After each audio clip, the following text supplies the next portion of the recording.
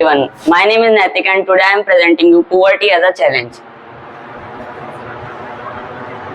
Introduction. हम अपनी daily life में ऐसे बहुत से लोग देखते हैं जो हम पुअर हैं और जो कोई भी हो सकता है, जैसे जो फैक्ट्रीज में काम करते हैं और जो विलेजेस में लैंडलेस फार्मर्स होते हैं और जो बेगर होते हैं। इनफैक्ट इंडिया में हर 5th पर्सन पुअर है। इसका मतलब 270 करोड़ पीपल्स पुअर हैं। इससे ये पता चलता है कि इंडिया में largest single concentration of poors हैं और यही इंडिया का सबसे बड़ा डिफिकल्ट चैलेंज है।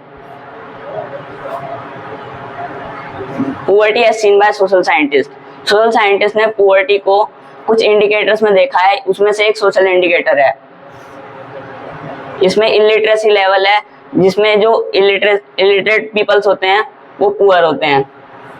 Lack of general resistance due to malnutrition, lack of access to healthcare, lack of job opportunities, lack of access of safe drinking water, sanitation, etc.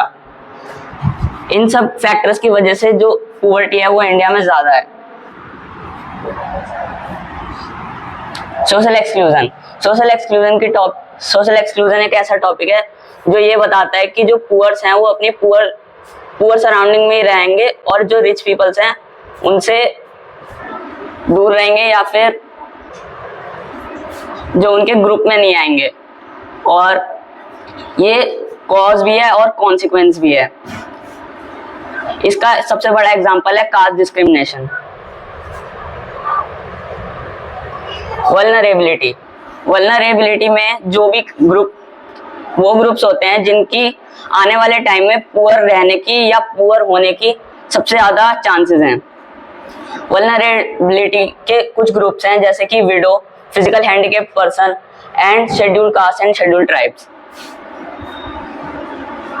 Poverty line, it is an imaginary line or a method to calculate if a person is poor or not. Like in USA, the people who don't have car is poor. Poverty line in India based on calories. India में दो तरीके से poverty line को major किया जाता है, calories और income. इसमें जो पर्सन है वो अपनी बेसिक रिक्वायरमेंट जैसे कि clothing, footwear, fuel, light etcetera, ये सब अपनी बेसिक नीड्स को पूरा नहीं कर पाता, वो पोवर्टी लाइन से नीचे आता है। और कैलोरीज में जो भी पर्सन रूरल एरिया में 2400 कैलोरीज पर पर्सन पर डे नहीं इंटेक कर पाता, वो पोवर्टी लाइन से नीचे होता है। और 2100 calories per day urban areas में नहीं इंटेक कर पाता, वो पुअर कंसीडर होता है। ऐसा क्यों है कि जो रूरल एरियाज की कैलोरीज हैं वो ज्यादा है अर्बन एरिया से? ऐसा इसलिए है क्योंकि जो रूरल एरियाज के पीपल्स होते हैं उनको ज्यादा वर्क करना पड़ता है अर्बन एरियाज के मुकाबले, जैसे कि farming. Poverty line based on income. Poverty line for a person was fixed at 816 rupees per month in rural areas and 1000 for urban areas. ऐसा इसलिए क्योंकि अर्बन एरिया जो है रूरल एरिया से ज्यादा कॉस्टली होता है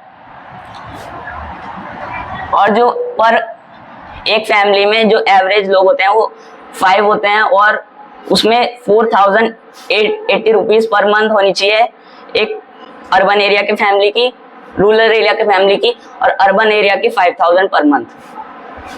ये पुअर्टी लाइन हमें हर पीरियोडिकली 5 इयर्स में होती है और इनको NSSO कंडक्ट कराता है, नेशनल सैंपल सर्वे ऑर्गेनाइजेशन। और वर्ल्ड बैंक के मुताबिक जो पर्सन पर डे $1.90 कमा रहा है वो पुअर्टी लाइन से ऊपर है।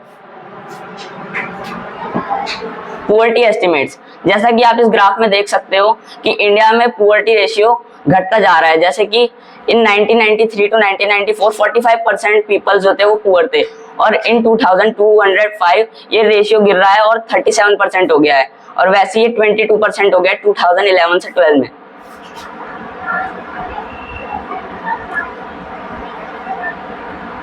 इंटरस्टेट डिस्पैरिटीज, हमने देखा है इंडिया में बहुत सी स्टेट्स हैं और उनका जो पुअर्टी रेशियो है वो अलग अलग है। जैसे कि बिहार और उड़ीसा में सबसे ज्यादा पुअर्स हैं और पुअर्टी रेशियो सबसे ज्यादा है, और वहीं केरला और हिमाचल प्रदेश इन दो स्टेट्स में सबसे कम रेशियो है।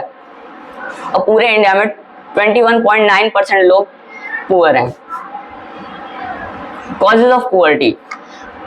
सबसे पहला कॉज है कि जब ब्रिटिश लोग हमारे इंडिया में आए थे तो उन्होंने कुछ ऐसे रूल्स बनाए थे जिससे हमारी कंट्री की इकोनॉमिक डेवलपमेंट नहीं हो पाई थी और इकोनॉमिक ग्रोथ में इम्पैक्ट पड़ा था, और इससे जो जॉब्स हैं और अनएम्प्लॉयमेंट है वो बढ़ गई थी, लैक ऑफ जॉब्स हो गई थी, और कुछ लोगों के पास इनकम ज्यादा है और कुछ पे कम है, तो इससे इनकम इनइक्वालिटीज हो गई थी, और unequal of distribution of land and other resources. जो अमीर लोग होते थे उन पे ज्यादा लैंड होता था और जो छोटे लोग होते थे यानी कि पुअर लोग होते थे उन पे कम लैंड और रिसोर्सेज होते थे। Social culture and economic factors.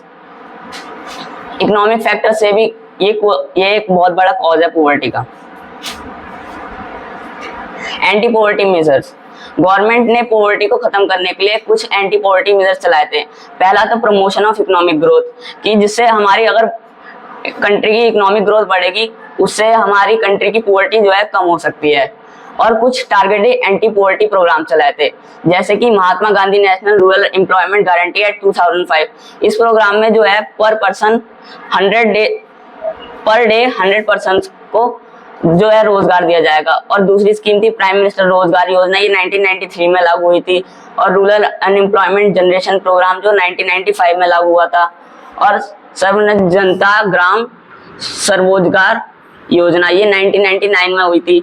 और प्रधानमंत्री ग्रामोदय योजना ये 2000 में हुई थी। और अनंत योद्धा अन्न योजना ये 2001 में हुई थी। Thank you.